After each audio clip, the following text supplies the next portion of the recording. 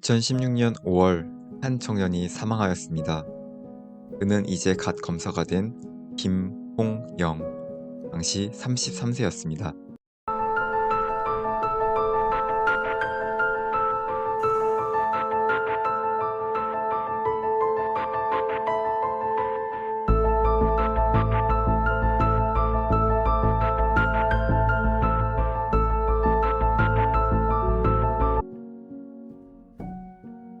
김홍영 검사는 사회정의를 실현하겠다는 큰 포부를 가지고 검사가 되었습니다. 그는 왜 검사가 된 지 1년여 만에 스스로 목숨을 끊었을까요?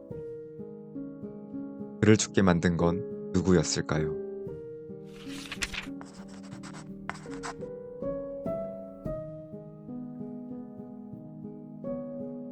김홍영 검사는 형사부 소속의 검사였는데 그의 상사는 김대현 부장검사였습니다.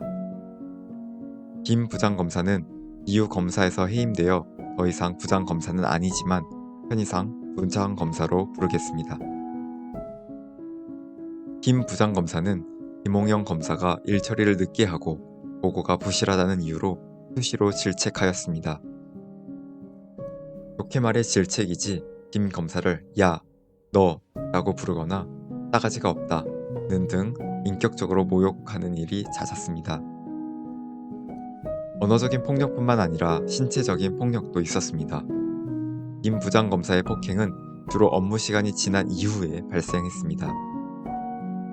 술집, 식당 등으로 김홍영 검사를 부른 뒤 격하게 화를 낸 뒤 김홍영 검사의 등을 수차례 때렸습니다.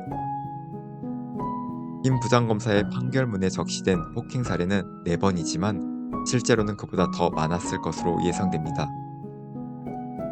김 부장검사는 왜 이렇게 김홍영 검사를 괴롭히고 무자비하게 때렸을까요?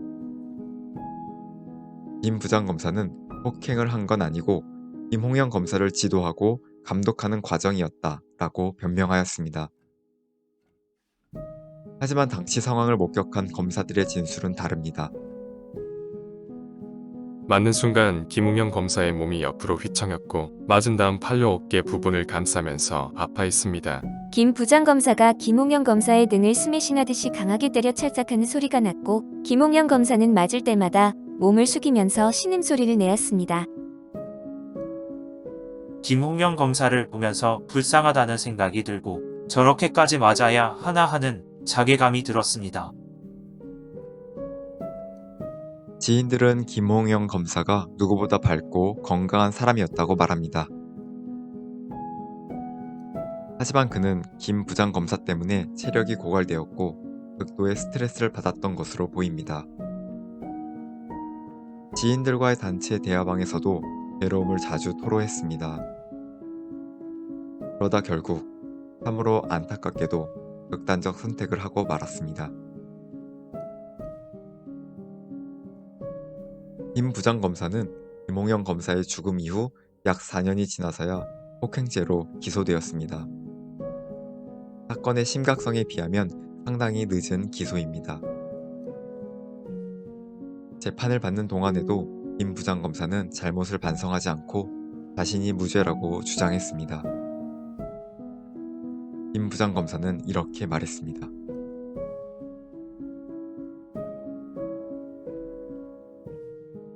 신체적인 접촉은 있었지만 법률상 폭행은 아니라는 주장인 것 같습니다.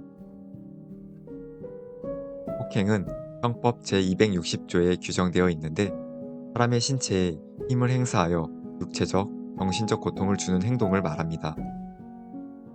서울중앙지방법원은 현장을 목격한 사람들의 진술이나 상황을 고려했을 때 김 부장검사의 행동이 폭행이 맞다고 판단했습니다.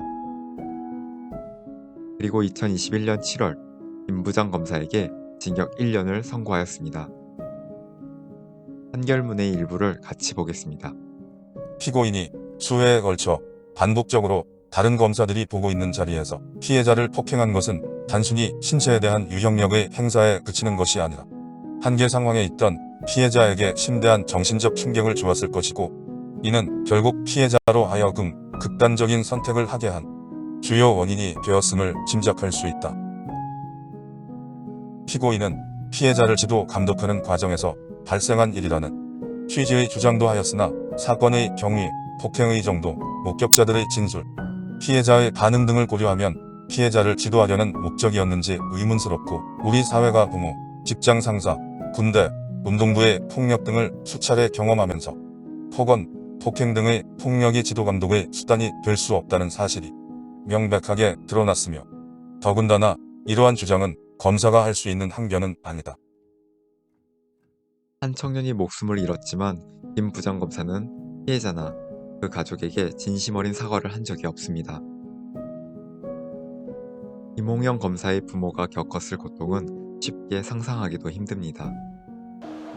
고 김홍영 검사의 아버지. 아들이 떠난 그날 이후 아버지의 시간도 멈췄습니다. 한 3년 전 그날부터 나는 이 세상에 없다 생각하고 사는 사람인데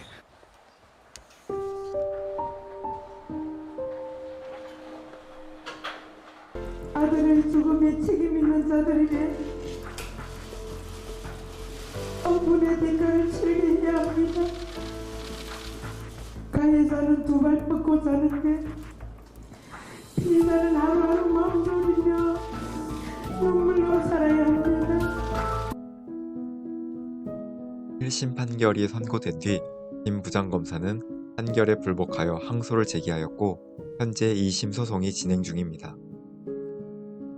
모쪼록 법원이 김 부장검사의 행동에 합당한 판결을 선고하기를 바랍니다.